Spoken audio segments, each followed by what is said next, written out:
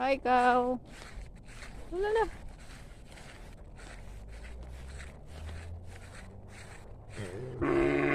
Oh, ma.